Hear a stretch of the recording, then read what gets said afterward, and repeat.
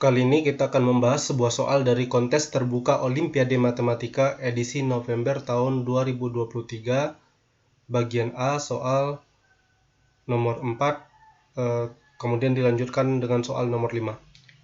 Untuk soal nomor 4, diberikan sebuah persegi ABCD dengan titik P dan Q berturut-turut di dalam segmen AB dan CD, sedangkan M adalah titik tengah BC. Lebih kurang gambarnya seperti di sini. Kita punya A, B, C, dan D. Kemudian ada P pada segmen AB dan Q pada segmen CD. Sementara di sini kita punya titik M yang merupakan titik tengah dari BC. Jika diketahui bahwa luas dari PBM berbanding luas QCM dibanding luas APQD adalah 1:2:3, maka luas PMQ banding luas ABCD sama dengan M banding N, di mana M dan N adalah bilangan asli yang relatif prima. Tentukan nilai dari M tambah N. Jadi kita bisa misalkan panjang sisi dari persegi ini adalah 2Y, kemudian panjang CM akan sama dengan Y, dan panjang BM akan sama dengan Y.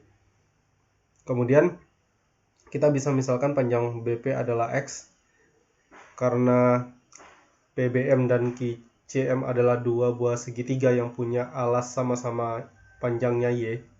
Kemudian perbandingan luasnya adalah 1:2, maka kemudian panjang QC adalah 2X.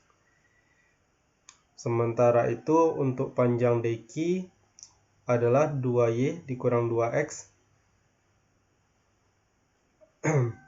Sebentar.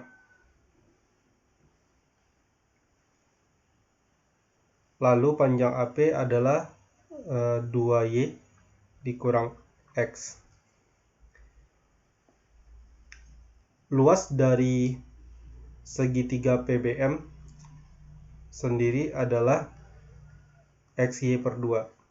Sementara luas dari trapesium APQD sama dengan jumlah dua buah sisi sejajar, yaitu AP ditambah DQ, panjangnya kita jumlahkan, berarti kita punya 4Y dikurang 3X.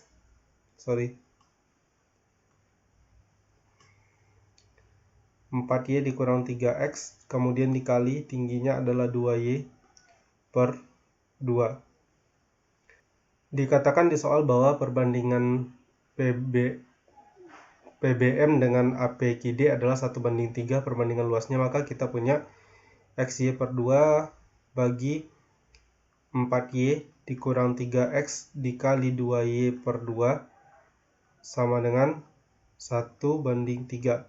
Atau kita punya XY/2 dikali 2/2Y dikali 4Y dikurang 3X sama dengan 1/3.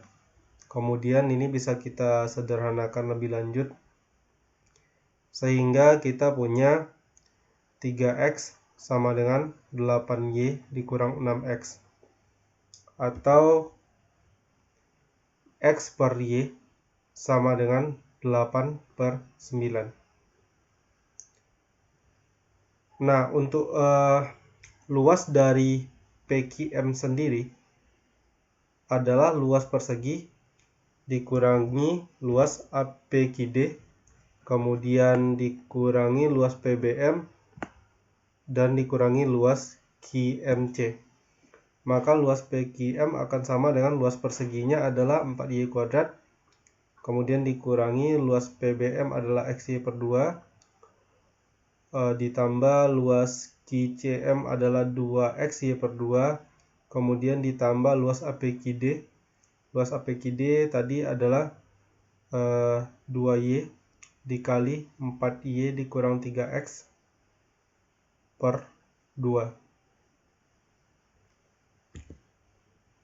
sama dengan 4Y² dikurang XY ditambah 2XY ditambah 8Y² dikurang 6XY/2.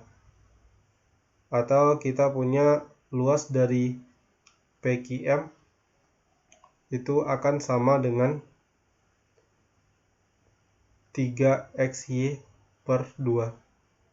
Nah, sementara tadi dikatakan bahwa luas PMQ atau PQM dibandingkan dengan luas ABCD adalah M banding N, di mana M dan N-nya bilangan asli yang saling relatif prima. Maka kita punya luas PQM banding luas ABCD sama dengan 3xy per 2 per 4y kuadrat, atau ini sama dengan 3xy per 2 dikali 1 per 4y kuadrat sama dengan 3 per 8 dikali x per y. Karena sebelumnya sudah dicari nilai x per y nya adalah 8 per 9, maka kemudian perbandingan luas keduanya akan sama dengan 3 per 8 dikali 8 per 9, kemudian kita sederhanakan menjadi 1 per 3. Maka perbandingannya adalah 1 banding 3. Dan ini katanya sama dengan M banding N. Maka hasil akhir nilai dari M ditambah N adalah 4. Sekarang kita lanjut ke soal nomor 5.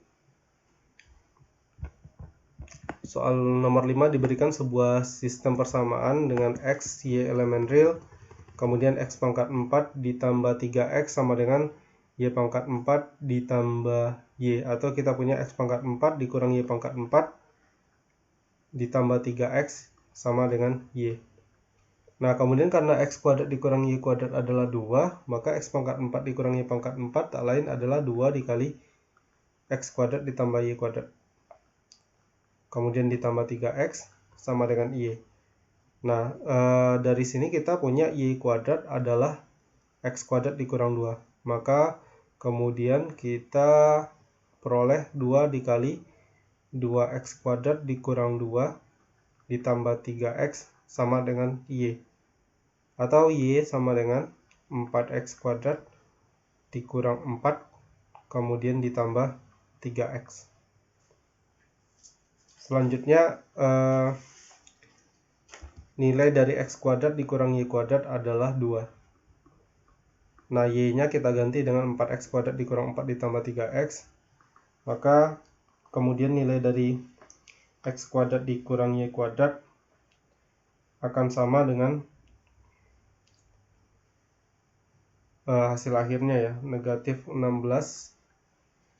x pangkat 4 kemudian dikurang 24x pangkat 3 ditambah 24x kuadrat ditambah 24x dikurang 16 sama dengan 2. Atau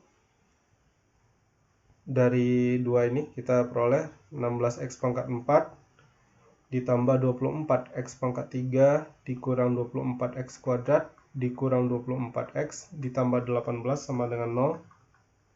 Kemudian baik ruas kiri atau ruas kanan sama-sama kita bagi dengan 2 sehingga diperoleh 8x pangkat 4 ditambah 12x pangkat 3 dikurang 12x kuadrat dikurang 12x ditambah 9 sama dengan 0. Kemudian kita coba faktorkan ini bisa menggunakan metode Horner.